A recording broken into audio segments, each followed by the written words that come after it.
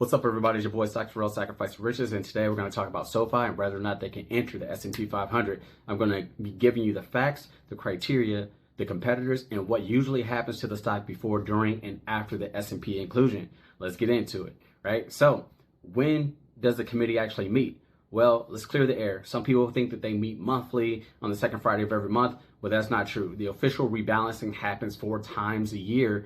During the third Friday of March, June, September, December. Announcements usually come a few days before those dates. They can make off-cycle changes, but the big inclusion decisions almost always happen during the quarterly rebalances, all right? So what are the requirements to join the S&P 500?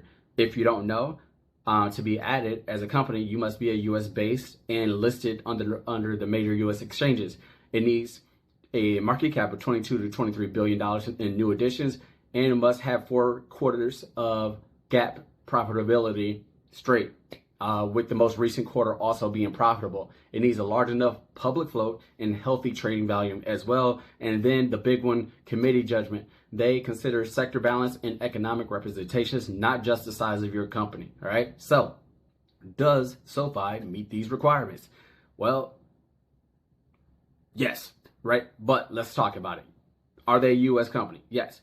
They have a market cap of $35 to $37 billion, depending on the day. Check, right? They have 8 straight quarters of GAAP net income, right? And strong profitability. Check. Volume and float, no issues there. So mechanically, SoFi checks every major box. At this point, the only things left is timing and whether or not the committee needs fintech added to the index. So who are SoFi competitors, right?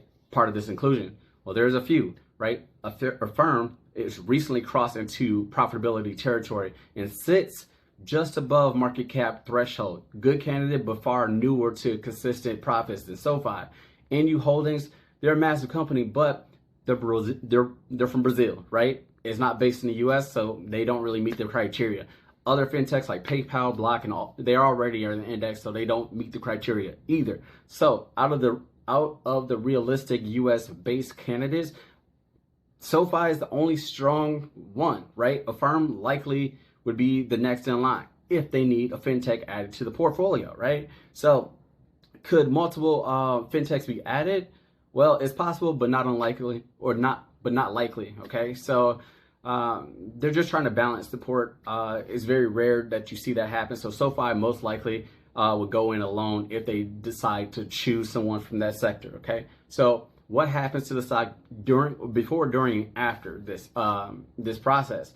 So before inclusion, as rumors build or traders gain confidence, the stock will often run up into rebalance window. This is speculation premium, nothing official yet, right? On announcement day, there's usually a big volume spike and a short-term price jump, sometimes 1% to 7%, as index funds and ETFs are forced buyers. Right after inclusion, the hype phase, some names give back a bit off the pop, and then price action returns to normal fundamentally.